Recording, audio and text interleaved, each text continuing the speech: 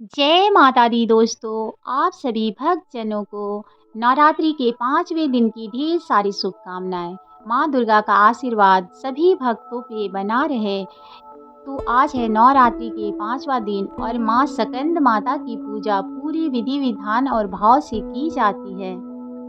माँ को प्रसन्न करने के लिए शारदीय नवरात्रि को शुभ माना जाता है और आज 7 अक्टूबर को शारदीय नवरात्रि का 5वां दिन है। इस दिन स्कंद माता की पूजा होती है। धार्मिक मान्यता है कि स्कंद माता की पूजा करने से जातक के सभी कार्य सफल हो जाते हैं और माँ दुर्गा की कृपा सदैव बनी रहती है। साथ ही संतान की प्राप्ति होती है, क्योंकि माँ स्कंद माता को संतान की आशीर्वाद देने की भी माता जाना जाता है, क्योंकि स्कंद माता की पूजा करने से जिनकी संतानें नहीं हैं उनकी भी झोली भर जाती है। तो पूरे मन और श्रद्धा से अगर माँ की पूजा की जाए तो धन धान्य पुत्र पौत्र से मनुष्य की हर इच्छा पूरी होती है। माता की पूजा पूरे मन और भाव से करने से मनुष्य की हर इच्छा पूरी होती है, क्योंकि पहाड़ों पर रहकर सांसारिक जीवन से नव चेतना का निर्माण करने वाले स्कंद माता नवरात्रि में 5वें दिन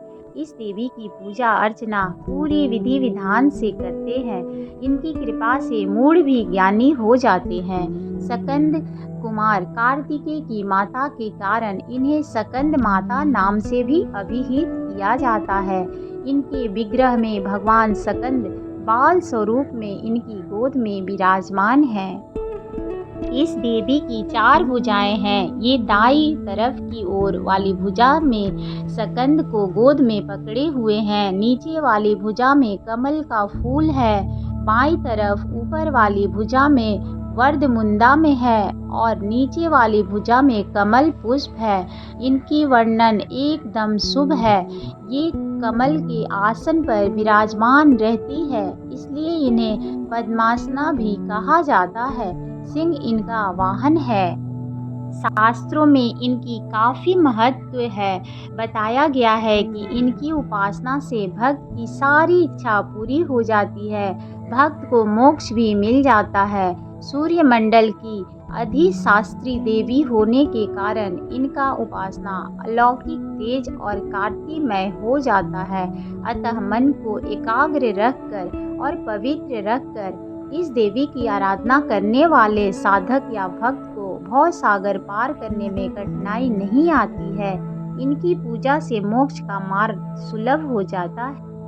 यह देवी विद्वानों और सेवकों को पैदा करने वाली शक्ति है, यानी चेतना का निर्माण करने वाली। कहते हैं कालिदास द्वारा रचित रघुवंशम महाकाव्य मेघदूत रचनाएं स्कंद माता की कृपा से ही संभव हुई।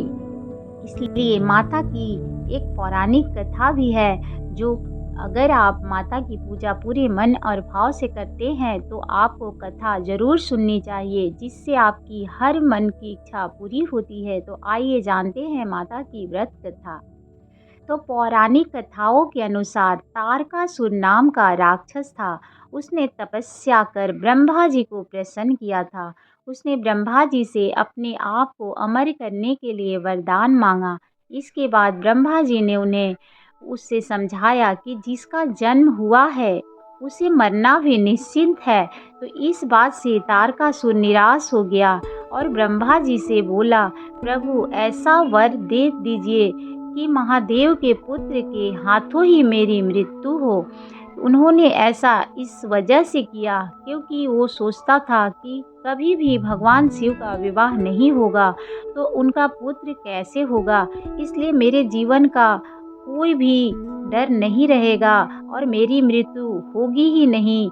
पर ऐसा सृष्टि में नहीं हुआ। तो इसलिए स्कंद माता की ये जो कथा है, ये पूरी तरह से माँ के ऊपर है। जो मनुष्य अगर माता की पूजा पूरे मन और भाव से करता है और उनकी एक एक रूप का दर्शन करता है नवरात्रि में, तो समझिए जे उनकी सारी कष्ट माँ हर लेती है, क्योंकि नवरात्रि में माँ अपने भक्तों के करीब ही होती है। इसलिए सारे कष्ट माँ एक एक करके अपने भक्तों को दूर करती है। तो पूरे मन और भाव से नवरात्रि में माता के हर रूप की पूजा करनी चाहिए। जय माता दी।